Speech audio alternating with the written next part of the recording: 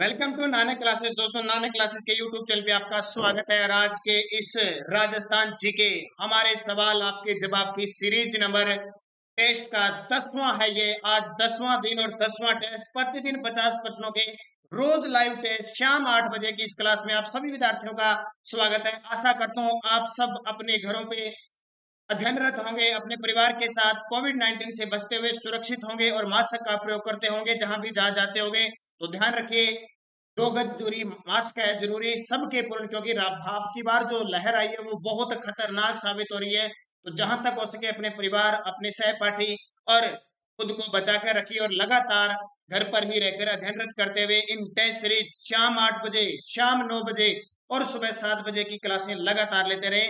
तो स्टार्ट करते हैं। जल्दी से शेयर कर दीजिए, वहां कोरोना नहीं आएगा। ग्रुपों में शेयर करने से कोरोना नहीं आएगा, जल्दी से शेयर कर दो।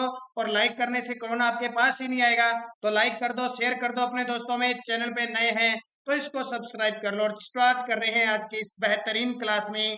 पहला सवाल आपके सामने।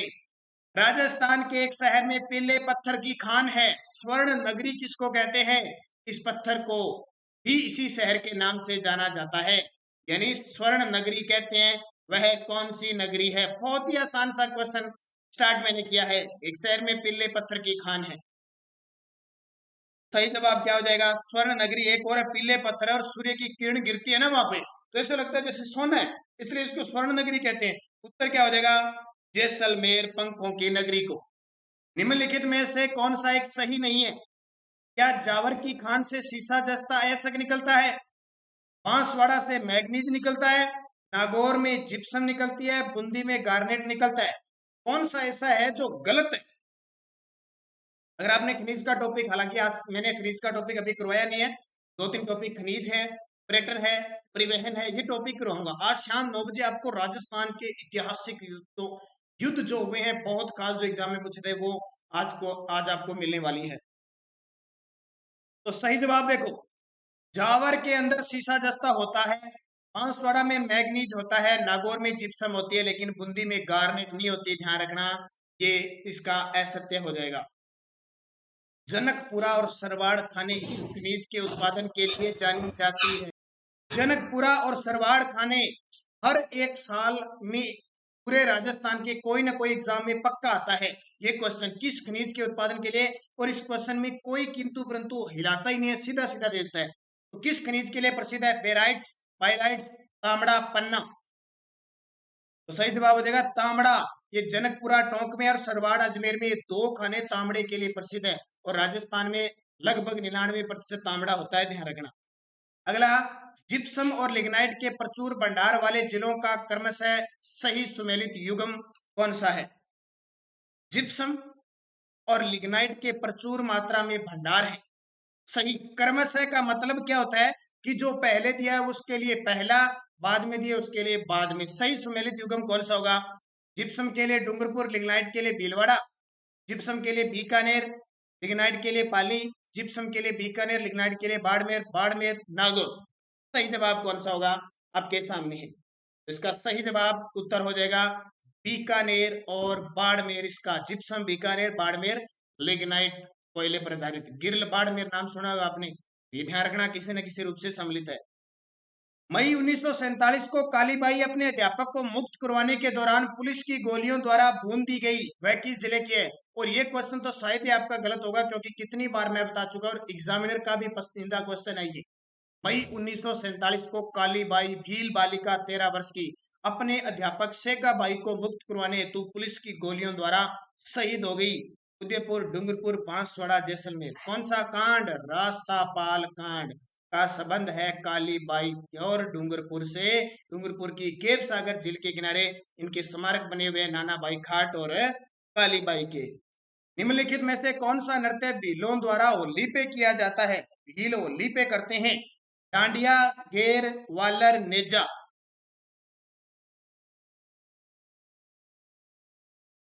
तो सही जवाब हो जाएगा घेर नृत्य होली पे किया जाता है। वालर नृत्य ग्रासिया जनजाति बिना वाद्य यंत्र वाला है। और नेजा खेल नृत्य है। गिद्दड़ नृत्य किस अवसर पर किया जाता है? गिद्दड़, गिद्दड़ की तरह बनकर और नृत्य किया जाता है होली पर, विवाह पर, नवरात्रा पर या गणगौर पर? गिद्दड़ नृत्य किस अवसर पर किया जाता है? बहुत खास है। गिद्दड़ हो गया, चंग हो गया, और ये सारे शेखावटी क्षेत्र में होते हैं, ध्यान रखना। शेखावटी क्षेत्र में सबसे ज्यादा प्रसिद्ध है, होली के अवसर पर होते हैं, ध्यान रखना। अगला, निम्न में से कौन सा नृत्य कालबेलियों का नहीं है? निम्न में से कौन सा नृत्य कालबेलियों का नहीं है? लगा लो स्टार। दो तरह के क्वेश्चन आज तक एग्जाम में आ रही हैं, या तो नहीं है या फिर उनके चार नृत्य उनमें से, ठीक है, एक नृत्य को पूछ दिया जाता है। सूत्र याद रखना कालबेलिया नृत्यों के। सांप बाई, कालबेलिया जाति को क्या पालती है? सांप पालती है। तो क्या बन गई? सांप बाई। ध्यान रखना। दूसरा संकरिया, पनिहारी, बागड़िया और इंडोनी, चार नृत्य है, याद रखना। पेपर में सीधा सीधा आपसे पूछा जाएगा, कभी गलत नहीं होना चाहिए। तो चारों में से देख लो, चक्री, संक्रिया, चरी और पनिहारी, कौन सा कालबेलियों का नृत्य नहीं है? ये यहाँ पे थोड़ा सा डबल आ गया, यहाँ पे ध्यान रखना। संक्रिया तो आ गया, पनिहारी आ गया, और यहाँ पे बागड़िया है, बागड़िया क्या कर लेना। संक्रिया, बागड़िया, पनिहारी, तो चक्री इसका उत्तर हो जाएगा। चक्री किसका है? गुर्जरों का। और चरी, चरी नृत्य गुर्जरों का है, और चक्री है कंजर जाति का, ठीक है। और टेलीग्राम पर हमारी इसकी पीडीएफ प्राप्त होती है। टेलीग्राम पर नानक क्लासेस स्टडी अड्डा ग्रुप, वीडियो के डिस्क्रिप्शन में लिंक है, आप उसे ज्वाइन कर लीजिए। आप उसे क्या कर लीजिए? ज्वाइन कर लीजिए। पीडीएफ इसकी, पहले तो पीडीएफ सीधी मिलती थी, आज से आपको पीडीएफ मिलने लगी है, एंसर सहित पीडीएफ मिलने लगी है, ये भी याद रखना। अगला क्वेश्चन, छिद्रित मटका जिसमें दीपक जलता है, किस नृत्य की विशेषता है? छिद्रित मटका, मटका होता है उसमें दीपक जलाए जाते हैं, जैसे ये मटका हो गया, और इसमें छिद्र कर दिए जाते हैं ऐसे, और उसके अंदर दीपक जला के और नृत्य करती है। कौन नृत्य करती है? ये आपको पता होगा, बहुत ही खास है। उस नृत्य का नाम भी खास है, घुड़ला नृत्य। चैत्र कृष्ण अष्टमी को ये पर्व और नृत्य जोधपुर में किया जाता है।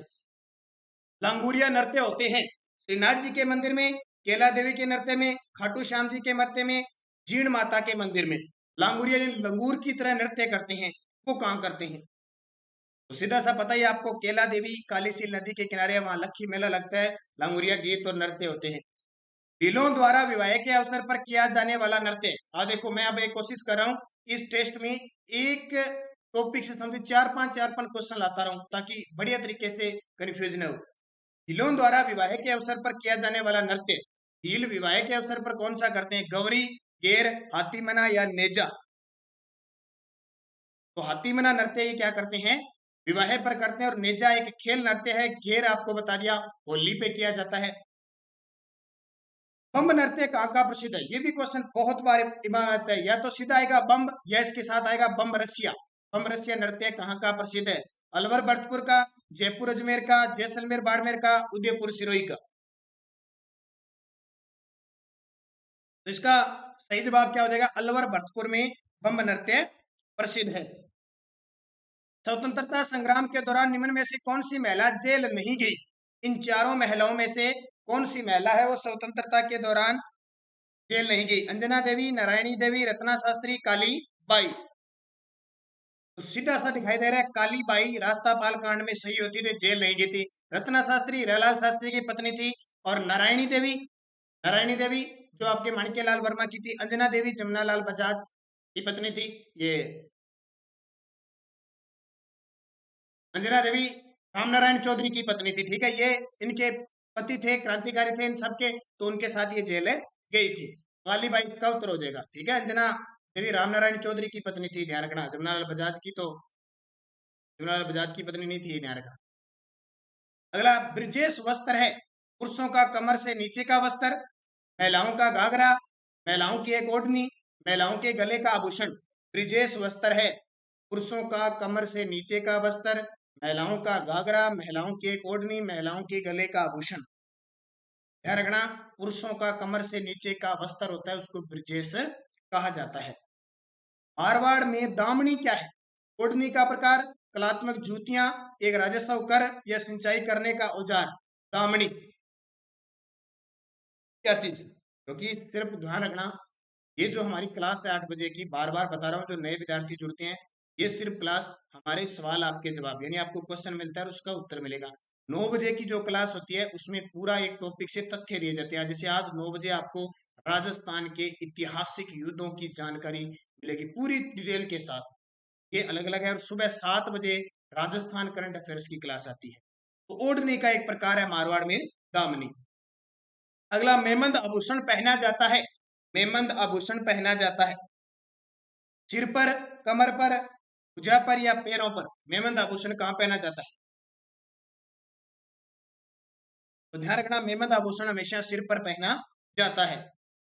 मुकुंदरा हिल्स नेशनल पार्क को राजस्थान सरकार ने तीसरा राष्ट्रीय उद्यान कब घोषित किया? लगा लो स्टार, बहुत ही खास है। मुकुंदरा हिल्स नेशनल पार्क को राजस्थान सरकार ने तीसरा राष्ट्रीय उद्यान कब घोषित किया? 10 अप्रैल 2013, 26 जनवरी 2013, 14 फरवरी 2012 या 9 जनवरी 2012। इसका उत्तर हो जाएगा 9 जनवरी 2012 को, और 2013 को इसको राष्ट्रीय बाघ परियोजना में शामिल किया गया था। ये बहुत खास क्वेश्चन है। राजस्थान का तीसरा राष्ट्रीय उद्यान, पहला रणथंभौर है और दूसरा आपका सरिस्का है, तीसरा ये राष्ट्रीय उद्यान है। अगला, जिला तथा राजस्थान के वन विभाग द्वारा जारी शुभंकर के त्रुटिपूर्ण युग्म को समझ कीजिए। आपको बताया 33 के 33 जिलों के शुभंकर घोषित है। वन्य जीव शुभंकर, अजमेर का खड़मोर पक्षी, भरतपुर का सार्स क्रेन, दौसा का मगर, जालोर का भालू। कौन सा उत्तर हो सकता है? देखो, अजमेर का खड़मोर पक्षी सही है, भरतपुर का सार्स सही है, जालोर का भालू सही है, दौसा का मगर नहीं है। ध्यान रखना, दौसा का क्या है? खरगोश है। राष्ट्रीय मरु उद्यान को किस नाम से जाना जाता है? राष्ट्रीय मरु उद्यान को किस नाम से जाना जाता है? वनस्पति पार्क, वन्य जीव उद्यान, घास क्षेत्र पार्क या फिर जीवाश्म उद्यान। तो इसका सही जवाब हो जाएगा जीवाश्म उद्यान। अक्कलकोट फॉसिल पार्क के विशेष इसी को कहा जाता है। 16वीं वन रिपोर्ट के अनुसार सबसे कम वन कहाँ पे है? 16वीं वन रिपोर्ट के अनुसार सबसे कम वन कहाँ पे है? तो सबसे कम वन कहाँ पे है? चूरू में है, और प्रतिशत के आधार पे सबसे कम वन कहाँ पे है? जोधपुर में है। अगला, निम्नलिखित में से किस वर्ष से सैनिक स्कूल झुंझुनू से कार्य करना प्रारंभ किया था? राजस्थान में 2 सैनिक स्कूल है, एक तो चित्तौड़गढ़ में पहला और दूसरा है झुंझुनू के अंदर। तो इस झुंझुनू ने कार्य प्रारंभ कब किया था? ये अभी 2020 का फर्स्ट ग्रेड का पेपर हुआ था ना, उसमें क्वेश्चन आया था। तो ध्यान रखना, 2018 से झुंझुनू ने कार्य प्रारंभ कर दिया। और ध्यान रखना, तीसरा प्रस्तावित कर दिया, अलवर के अंदर राजस्थान का तीसरा सैनिक स्कूल खुलेगा। मालदेव के पश्चात मारवाड़ का शासक कौन बना? मालदेव मारवाड़ के राठौड़ शासक थे। इनके बाद कौन बना? जेतम, राम, उदयसिंह या चंद्रसेन? कौन मालदेव के पश्चात शासक बना? इसका सही जवाब हो जाएगा चंद्रसेन। चंद्रसेन किसका पुत्र था? मालदेव का। देखो, मालदेव गद्दी पर बैठा 1331 में और मृत्यु होगी 1531 में गद्दी पर बैठा 1562 तक, और चंद्रसेन 1562 से लेकर 1581 तक मारवाड़ का शासक बनता है। बप्पा रावल का मूल नाम क्या था? बप्पा रावल अल्लड़ था, बिसल देव था, कालभोज था या महेंद्र द्वितीय था? ये बप्पा रावल बहुत प्रसिद्ध है, जो 1734 में मान मौर्य से ये चित्तौड़गढ़ दुर्ग छीनता है। तो बप्पा रावल का दूसरा नाम था कालभोज। क्या नाम था? कालभोज। महाराणा प्रताप ने के दरबारी विद्वान जिसने मुहूर्तमाला ग्रंथ की रचना की थी, महाराणा प्रताप के दरबारी विद्वान जिन्होंने मुहूर्तमाला ग्रंथ की रचना की थी, और हेडमास्टर का पेपर हुआ था प्रधानाध्यापक का 2018 में, उसमें सीधा सीधा प्रश्न पूछ लिया। कुछ एक मैं आपको ये भी बता दिया करूंगा साथ में, किस एग्जाम में कौन सा क्वेश्चन आया था। सही जवाब है चक्रपाणी मिश्र। अगला, राष्ट्रीय मरु उद्यान जैसलमेर की स्थापना कब हुई? राष्ट्रीय मरु उद्यान जैसलमेर, ध्यान रखना, मरु उद्यान 3162 वर्ग किलोमीटर लंबा है, जो जैसलमेर में 1900 वर्ग किलोमीटर है, और बाड़मेर में 1262 वर्ग किलोमीटर फैला हुआ है। इसकी स्थापना कब हुई थी, ये आपको याद रखना है। तो इसकी स्थापना हुई थी 1981 को। कब? 1981 को। अगला, राजस्थान का एकमात्र अभ्यारण्य जहां उड़न गिलहरी देखी जा सकती है, उड़ने वाली गिलहरी दिखती है, कौन सा अभ्यारण्य हो सकता है? रामगढ़ विस्तारी, नाहरगढ़, सीता माता अभ्यारण्य या वन्य जीव अभ्यारण्य? सीताराम नहीं है ये, सीता माता वन्य जीव अभ्यारण्य। तो उड़न गिलहरी के बारे में तो आप सारे जानते हो, सीता माता अभ्यारण्य, ठीक है, प्रतापगढ़ में देखी जा सकती है। और रामगढ़, ध्यान रखना, रामगढ़ चौथा बाघ परियोजना में शामिल होगा, अभी याद रखना। अगला, सीसा जस्ता गलाई संयंत्र कहां स्थापित किया गया है? ध्यान रखना, सीसा जस्ता अयस्क के रूप में, गेलेना अयस्क के रूप में चांदी भी निकलती है। ये संयंत्र कहां स्थापित किया गया है? सीसा जस्ता गलाई संयंत्र कहां स्थापित किया गया? हिंदुस्तान जिंक लिमिटेड इस पे काम कर रही है, तो देबारी उदयपुर। राजस्थान का पहला स्पाइस पार्क कहां स्थापित किया गया है?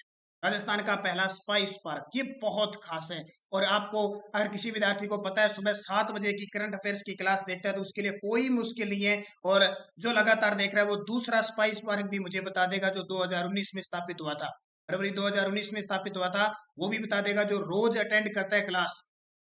उसका सही जवाब पहला जोधपुर में, मथानिया जोधपुर में, और दूसरा रामगंज कोटा के अंदर स्थापित अभी हाल ही में हुआ है। निम्न में से किस लोक देवी को थार की वैष्णो देवी कहा जाता है? निम्न में से किस लोक देवी को थार की वैष्णो देवी कहा जाता है? तीन माता, चामुंडा माता, ज्वाला माता, तन्नोट माता। सही जवाब आपके कमेंट में आ जाने चाहिए। और ये बहुत ही खास माता तन्नोट माता, थार की वैष्णो देवी, तन्नोट जैसलमेर में है और सैनिकों की देवी कहा जाता है। अगला, बीकानेर के राठौड़ों की कुल देवी का नाम। ये तो अभी एग्जाम में कुछ दिन पहले ही आया था, ध्यान रखना। 2018 में ये क्वेश्चन आ गया, 2019 में आ गया, अभी 2020 का एक एग्जाम हुआ था छोटा सा, उसमें आ गया था। बीकानेर के राठौड़ों की कुल देवी, तो ये कौन सी होगी? करणी माता। कौन सी माता? करणी माता रिद्धिबाई। किसने टोंक में नृत्य, गायन और संगीत कला के लिए एक शानदार हॉल सुनहरी कोठी का निर्माण करवाया था? नाम सुना है ना, सुनहरी कोठी, टोंक के अंदर है। नृत्य, गायन और संगीत के लिए इस सुनहरी कोठी का निर्माण किसने करवाया?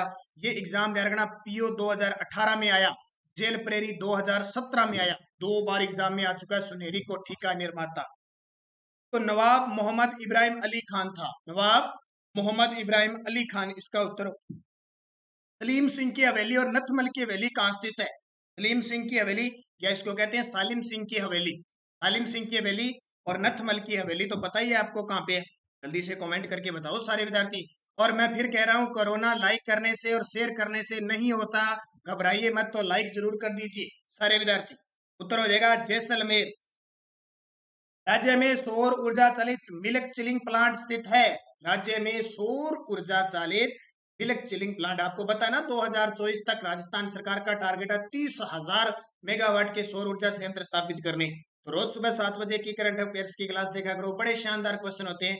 मिल्क चिलिंग प्लांट कहाँ स्थापित किया जा रहा है? उत्तर हो जाएगा इसका रामगढ़। यहाँ ऑप्शन में ही नहीं है, गायब हो गया, तो याद रखना जैसलमेर है ना, जैसलमेर उत्तर हो जाएगा, जैसलमेर के रामगढ़ में, जैसलमेर के रामगढ़ में। राजस्थान सरकार द्वारा पहली बार सौर ऊर्जा नीति कब बनाई गई? राजस्थान सरकार द्वारा पहली बार सौर ऊर्जा नीति कब घोषित की गई? लगा लेना स्टार, कभी भी एग्जाम में किसी भी प्रकार से पूछा जा सकता है। ये सॉरी, पीछे क्वेश्चन थोड़ा सा मिस्टेक हो गया, रानीवाड़ा इसका उत्तर हो जाएगा, जैसलमेर रामगढ़ नहीं होगा, रानीवाड़ा। जालोर के अंदर रानीवाड़ा है ना, वहां पे मिल्क चिलिंग प्लांट बनाया गया। अभी मैंने जैसलमेर थोड़ा सा गलत बता दिया, इसका शक्ति परियोजना शुरू की गई है रामगढ़ जैसलमेर, तो रानीवाड़ा इसका उत्तर हो जाएगा। राजस्थान सरकार द्वारा पहली सौर ऊर्जा नीति कब घोषित की गई? तो राजस्थान सरकार ने पहली सौर ऊर्जा 2011 में घोषित की गई, तो वर्तमान में 2019 वाली लागू है, नई पूछे 2019, याद रखना। राजस्थान में बायोमास ऊर्जा की बहुत अधिक संभावना है, क्योंकि राजस्थान में बायोमास ऊर्जा की बहुत अधिक संभावना है क्योंकि यहाँ पे सरसों की भूसी उपलब्ध है, सरसों की भूसी उपलब्ध है। मैं आपको एक दिन सौर ऊर्जा, हालांकि प्लेलिस्ट में जाके देखना, राजस्थान जी के लाइव टेस्ट में मैंने सौर ऊर्जा के ऊर्जा परियोजना का सारा टॉपिक करवा दिया। वहां मैंने सब कुछ बताया हुआ है, खल आधारित, सरसों की डंठल आधारित, सब बताया हुआ। और आगे भी एक नया टॉपिक मैं डाल दूंगा, रोज 9 बजे की क्लास में वहां आपको मिलता रहेगा।